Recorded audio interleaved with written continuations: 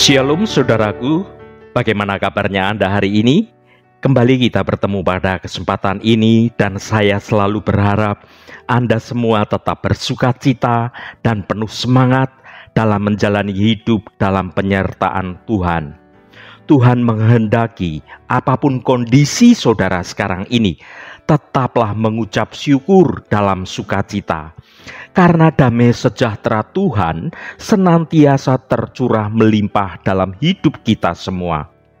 Pada hari ini, saya Cornelius Nugroho dari channel Berkat Baru akan menyampaikan renungan dengan tema menangkal kepahitan dengan anugerah Allah.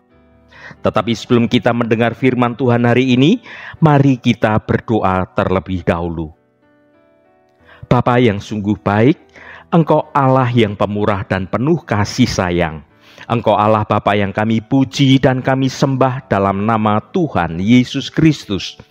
Hari ini kami senantiasa mengucap syukur dan bersukacita atas segala kemurahan dan kasih-Mu yang kami rasakan dalam hidup ini.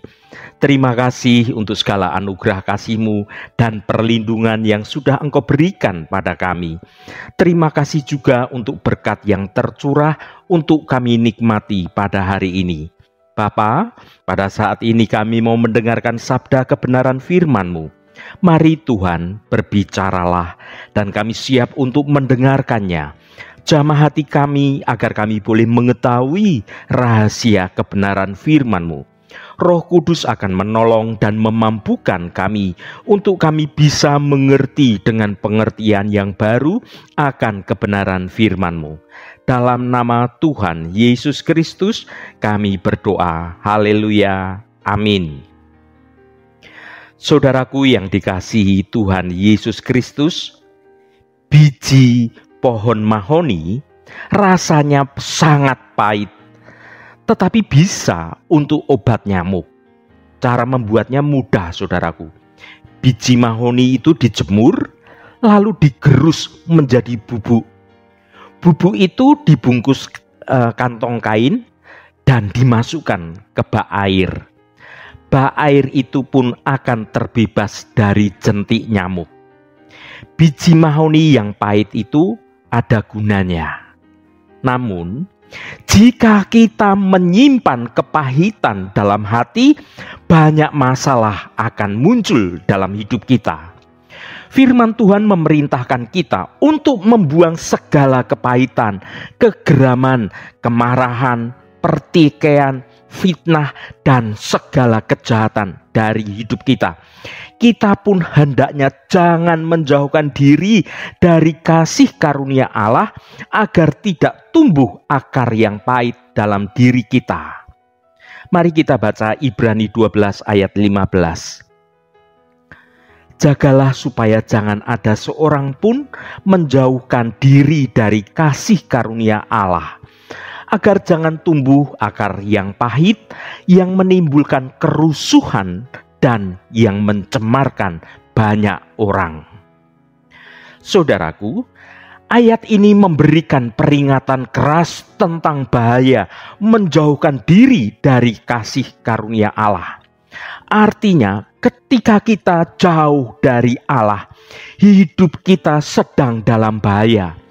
Penulis menggambarkan konsekuensinya sebagai akar yang pahit, yang dapat menimbulkan kerusuhan dan mencemarkan banyak orang. Apa yang dimaksud dengan akar yang pahit? Akar ini dapat mewakili berbagai hal, seperti rasa sakit hati, dendam, dan kemarahan yang tidak diampuni. Juga soal perasaan yang tidak suka yang mendalam terhadap seseorang atau sesuatu hal yang menimbulkan kebencian. Juga soal ketidakpercayaan dan juga penolakan terhadap Allah dan kasih karunia Allah. Bagaimana akar ini dapat menimbulkan kerusuhan dan mencemarkan banyak orang? Kepahitan, kebencian, dan juga penolakan kita terhadap Tuhan dapat merusak hubungan kita dengan Allah dan juga dengan orang lain. Hal ini dapat menyebabkan perpecahan, ketidaksepakatan dan konflik dalam komunitas. Juga kemurtatan karena kita meninggalkan iman kita kepada Tuhan.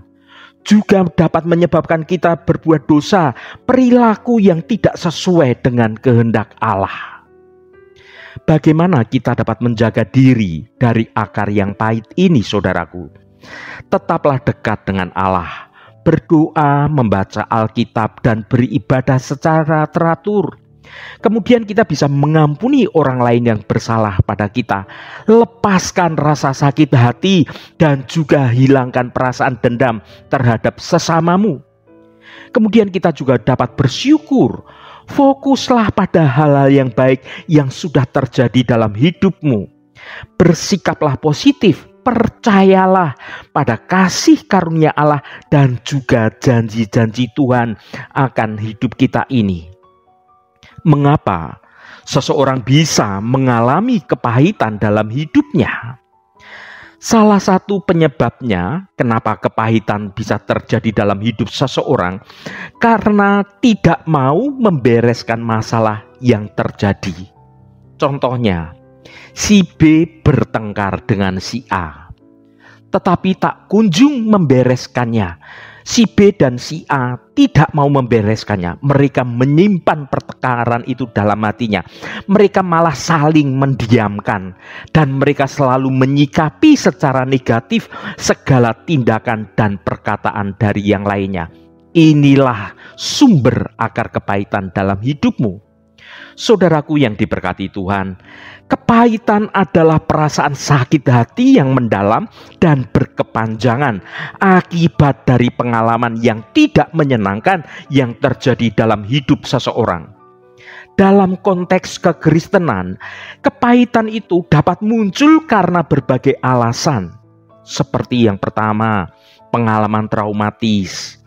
Pengalaman traumatis seperti pengkhianatan, penolakan, penganiayaan, atau kehilangan orang yang kita cintai.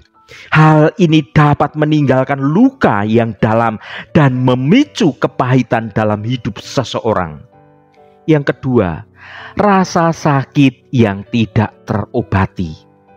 Ketika rasa sakit akibat luka hati yang tidak diobati dengan cara yang benar, maka rasa sakit tersebut dapat berkembang menjadi kepahitan dalam hidupnya. Yang ketiga, kurangnya pengampunan, saudaraku. Ketidakmampuan untuk mengampuni orang yang telah menyakiti kita dapat memperkuat rasa sakit hati dan memicu kepahitan. Yang keempat, kekecewaan terhadap Tuhan. Ketika seseorang merasa bahwa Tuhan itu tidak adil, Tuhan itu tidak setia, atau Tuhan tidak menjawab doa-doanya, hal itu dapat menyebabkan kekecewaan dan juga kepahitan terhadap Tuhan. Yang kelima, ketidakadilan dan juga penderitaan yang terjadi. Ketidakadilan dan penderitaan yang dialami dalam hidup seseorang. Hal ini dapat menimbulkan pertanyaan tentang kebaikan Tuhan dan itu memicu kepahitan dalam hidupnya. Saudaraku, Alkitab dengan jelas menyatakan bahwa kepahitan adalah dosa yang dapat merusak hidup seseorang dan hubungannya dengan Tuhan dan juga hubungannya dengan sesamanya. Mari kita baca Efesus pasal 4 ayat 31. Segala kepahitan, kegeraman, kemarahan, pertikaian, dan fitnah hendaklah dibuang dari antara kamu. Demikian pula segala kejahatan. Saudaraku, ayat ini merupakan instruksi penting bagi kita sebagai anak-anak Tuhan tentang bagaimana kita harus menjalani hidup ini. Kita dipanggil untuk membuang semua hal negatif dari hidup kita, seperti kepahitan, soal rasa sakit hati yang terpendam akibat disakiti atau diperlakukan tidak adil. soal kegeraman. Ini menyangkut kemarahan yang meledak-meledak dan tidak terkendali. Juga soal kemarahan, rasa yang tidak senang yang berkepanjangan terhadap seseorang atau sesuatu. Itu bisa menimbulkan kemarahan. Dan juga pertikaian, perselisihan, dan pertengkaran. Ada juga fitnah, perkataan bohong yang bertujuan untuk merusak reputasi seseorang. Dan juga yang terakhir, kejahatan.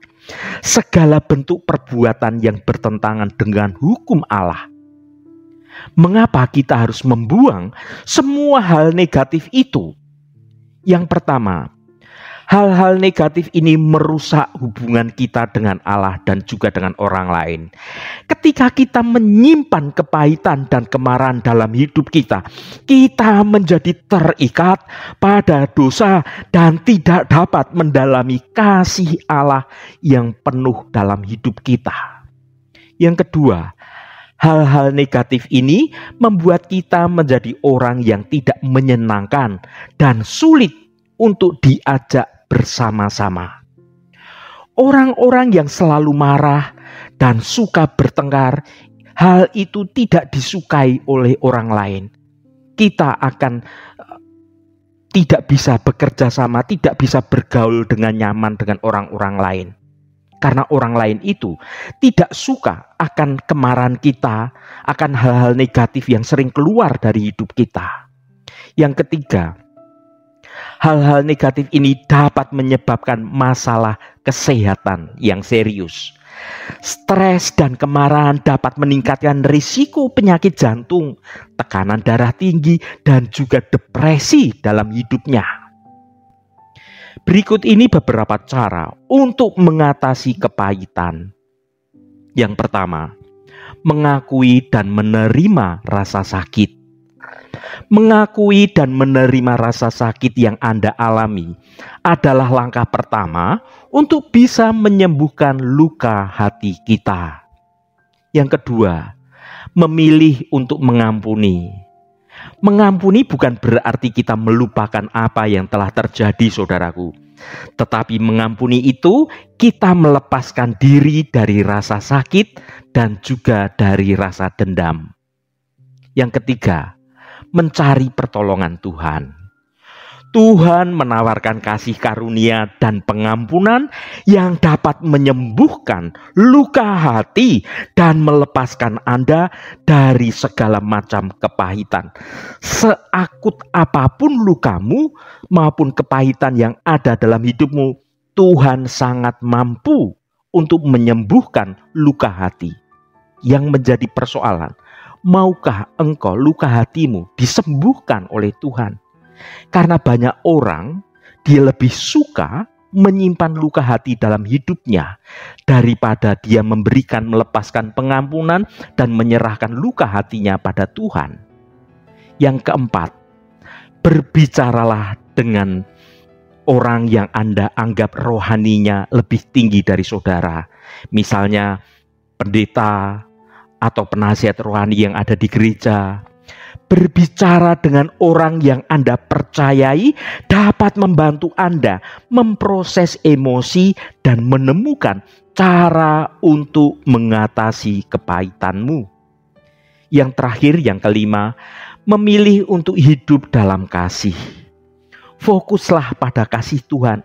Fokuslah pada kebaikan-kebaikan Tuhan yang sudah engkau rasakan dalam hidupmu hingga sekarang ini. Saya yakin percaya ada banyak hal, perbuatan-perbuatan baik Tuhan yang sudah dilakukan dalam hidupmu di masa yang lalu. Lihatlah itu, lihatlah bagaimana Tuhan mengasihimu, lihatlah bagaimana Tuhan bekerja dalam hidupmu. Ya saudaraku, mengatasi kepahitan itu membutuhkan waktu dan usaha yang sungguh-sungguh. Tetapi dengan pertolongan Tuhan, Anda dapat melepaskan diri dari rasa sakit dan hidup dalam damai dan juga sukacita yang berlimpah. Ingatlah saudaraku, Tuhan mengasihimu dan Tuhan ingin menyembuhkan luka hatimu. Pengampunan adalah kunci untuk mengatasi kepahitan dalam hidupmu. Dan memilih untuk hidup dalam kasih dan sukacita. Itu adalah jalan menuju kedamaian dan sukacita yang sesungguhnya, sukacita yang sejati ada dalam hidupmu atas kemurahan Tuhan. Saudaraku, banyak tanaman pahit berguna karena bisa dijadikan obat. Tetapi hati yang pahit menjadi racun yang mencelakakan diri sendiri dan juga bagi orang lain yang ada di sekitarmu. Untuk mengatasinya, kita harus menuruti firman Tuhan yang memerintahkan kita untuk ramah seseorang terhadap yang lain, penuh kasih mesra antara satu dengan yang lain, dan yang terpenting, mau saling mengampuni. Kita perlu belajar untuk mengenal Kristus, karena Kristus itu sumber dari kasih mesra, Kristus itu sumber dari pengampunan, Kristus itu sumber dari keramahan, sukacita, dan banyak lagi. Kalau kita hidup mendekat dengan sumber, dalam hal ini adalah Kristus, maka sungguh engkau akan dimampukan menjalani hidupmu dengan penuh sukacita. Hati Kristus itu hati yang penuh kasih. Dia tidak pernah menyimpan kepahitan, dan perkataan Tuhan sekalipun kadang-kadang itu keras, tetapi senantiasa membangun hidup kita menjadi lebih baik. Kiranya kita melakukan hal yang sama, saudaraku. Kasih karunia Allah adalah anugerah yang luar biasa. Kita harus berhati-hati untuk tidak menjauhkan diri dari kasih karunia Tuhan itu. Dengan menjaga diri dari akar yang pahit, kita dapat bertumbuh dalam iman dan kasih dan menjadi berkat bagi banyak orang lain. Haleluya, Tuhan memberkati kita semua. Mari kita tutup renungan ini dengan berdoa.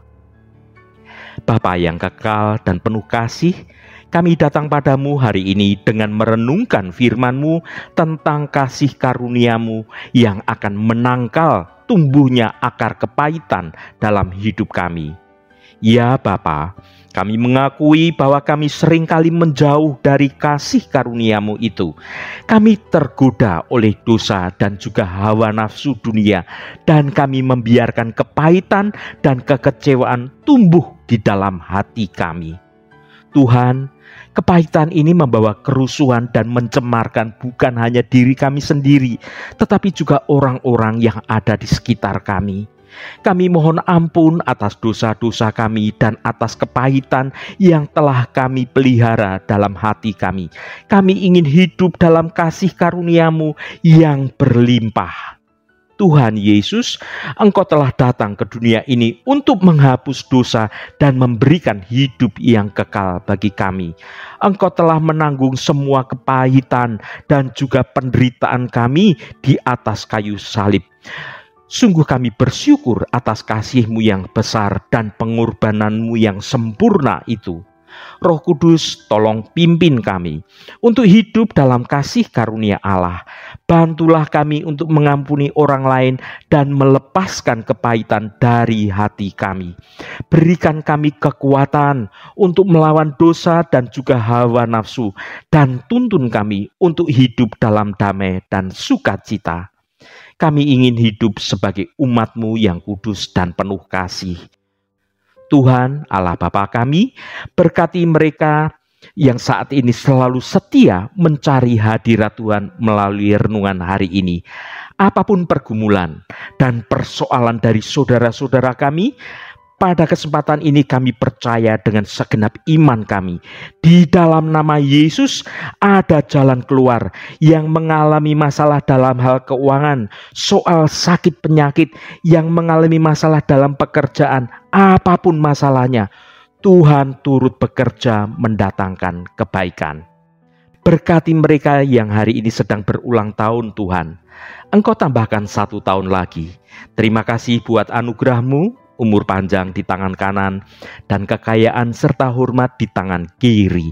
Berkat Tuhan mengalir bagi setiap mereka yang hari ini berulang tahun. Terima kasih Tuhan. Segala hormat, pujian, dan ucapan syukur hanya bagi nama-Mu yang kudus. Saudaraku, mari kita berdoa Bapa kami. Bapa kami yang di surga, dikuduskanlah namamu, datanglah kerajaanmu, jadilah kehendakmu, di bumi seperti di surga. Berikanlah kami pada hari ini makanan kami yang secukupnya, dan ampunilah kami akan kesalahan kami, seperti kami juga mengampuni orang yang bersalah kepada kami.